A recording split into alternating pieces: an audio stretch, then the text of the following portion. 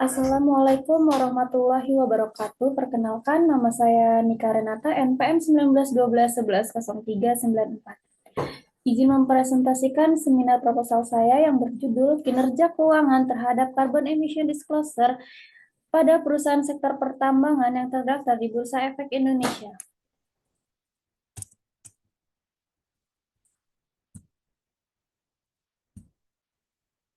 Latar belakang. Pemanasan global merupakan masalah utama yang perlu ditangani oleh seluruh dunia dalam upaya memperbaiki bumi yang harus dilestarikan. Salah satu kekhawatiran terbesar terhadap pemanasan global adalah emisi gas rumah kaca.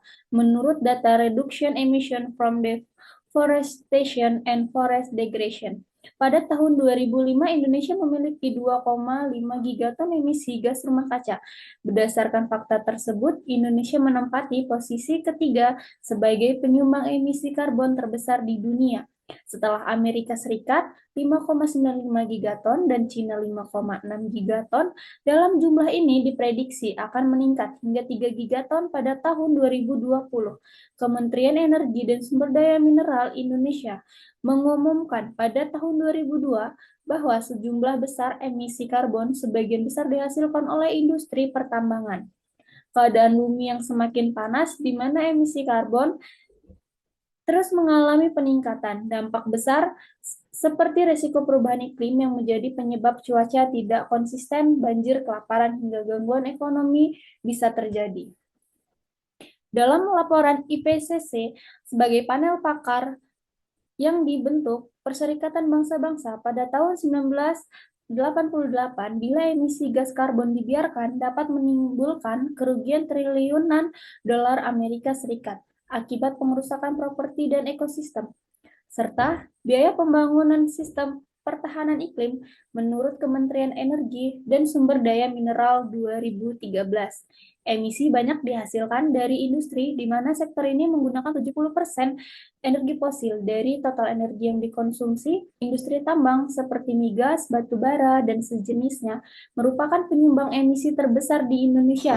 Berkembang termasuk di Indonesia, dampak perubahan iklim yang terjadi di Indonesia meliputi kenaikan suhu permukaan, perubahan cuaca hujan, kenaikan suhu dan tingkat muka laut, menimbulkan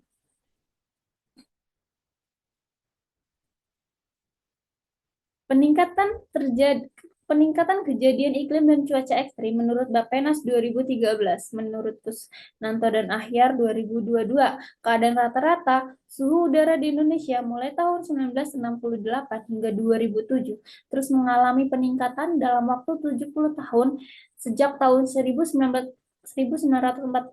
Suhu rata-rata di permukaan bumi mengalami kenaikan sekitar 0,50 derajat Celcius.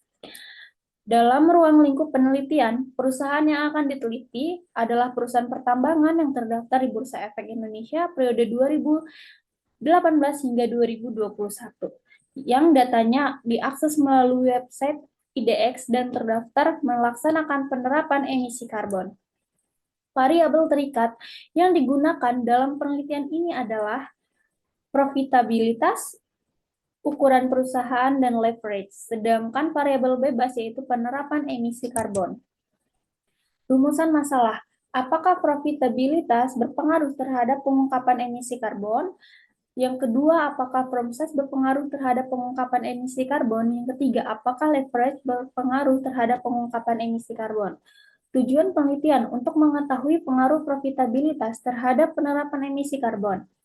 Kedua, untuk mengetahui pengaruh firm size terhadap penerapan emisi karbon. Yang ketiga, untuk mengetahui leverage berpengaruh terhadap penerapan emisi karbon. Manfaat penelitian bagi perusahaan sebagai bahan pertimbangan dan masukan dalam melakukan kajian dan penerapan keputusan mengenai pengaruh dari profitabilitas, firm size, dan leverage terhadap carbon emission disclosure. Bagi peneliti sebagai sarana untuk mengembangkan pengetahuan melalui dampak dan inisiasi fenomena terbaru yang dilakukan pada sektor pertambangan dengan menggunakan konsep new issue terkait dengan emisi karbon. Landasan teori. Teori Dalam penelitian saya itu menggunakan teori legitimasi dan stakeholder. Teori legitimasi dapat dikatakan sebagai menyamakan persepsi atau asumsi bahwa tindakan yang dilakukan oleh suatu entitas adalah tindakan yang diinginkan sesuai dengan norma yang berkembang di masyarakat menurut Suchman 1995 dan Kirana 2009. Teori legitimasi berkonsentrasi pada konsep kontak sosial, menyiratkan bahwa kelangsungan hidup perusahaan tergantung pada sejauh mana perusahaan beroperasi dalam batas-batas dan norma-norma masyarakat menurut Brown dan Degan 1998. Legitimasi dianggap penting bagi perusahaan karena legitimasi masyarakat terhadap perusahaan merupakan faktor strategis bagi perkembangan perusahaan ke depan. Teori legitimasi mendesak perusahaan untuk memastikan bahwa semua kegiatan dan kinerja yang dilakukan perusahaan dapat diterima sesuai dengan kepercayaan masyarakat. Legitimasi perusahaan dapat menghadapi ancaman jika gagal menunjukkan kepatuhan terhadap tuntutan masyarakat. Perusahaan mengungkapkan jumlah emisi karbon melalui laporan berkelanjutan tahunan untuk menggambarkan dan merinci kesan tanggung jawab lingkungan sehingga perusahaan akan mendapatkan penerimaan dari masyarakat. Teori pemangku kepentingan. Pemangku kepentingan dalam organisasi saling mempengaruhi dalam banyak hal. Dari perspektif yang agak didorong oleh bisnis, kepentingan teori pemangku kepentingan terletak pada 3 premis. Organisasi memiliki kelompok pemangku kepentingan yang mempengaruhi dan dipengaruhi oleh mereka. Interaksi ini berdampak pada pemangku kepentingan tertentu dan organisasi dan perspektif pemangku kepentingan yang menonjol mempengaruhi kelangsungan hidup. Pilihan strategis menurut Haberbeck dan Rippel 2001. Relasi sosial yang terlihat dari tanggung jawab dan akuntabilitas. Pemangku kepentingan memiliki kemampuan untuk mengkontrol kegiatan organisasi termasuk pengungkapan emisi berdasarkan Gomi dan Leong 2013. Setiap pemangku kepentingan memiliki ekspektasi yang berbeda terhadap perusahaan. Peran pemimpin dalam organisasi diakui sangat penting dalam masalah etika, terutama karena pengaruh utama mereka pada budaya organisasi menurut Heath 1990. Kerangka pemikiran, profitabilitas menjadi variabel X1 saya, ukuran perusahaan menjadi X2 saya, dan leverage menjadi X3 saya, serta pengungkapan emisi karbon menjadi Y1 saya. Maka hipotesis yang dilakukan adalah H1 profitabilitas berpengaruh positif dan signifikan terhadap pengungkapan emisi karbon, firm size berpengaruh positif dan signifikan terhadap pengungkapan emisi karbon, H3 leverage berpengaruh negatif dan signifikan terhadap pengungkapan emisi karbon. Metodologi penelitian sumber data. Jenis data dalam penelitian ini adalah data sekunder. Data yang diperoleh dari kurun waktu 2018 hingga 2021 pada perusahaan sektor pertambangan yang terdaftar di Bursa Efek Indonesia dan menerapkan pengungkapan emisi karbon berdasarkan data dari OJK yang diambil dari laporan keuangan tahunan atau financial statement yang diperoleh dari situs resmi yaitu IDX dan ataupun sumber lain penelitian yaitu OJK. Metode pengumpulan data. Metode pengumpulan data dalam penelitian ini adalah dengan studi pustaka dan studi dokumentasi. Populasi dan sampel.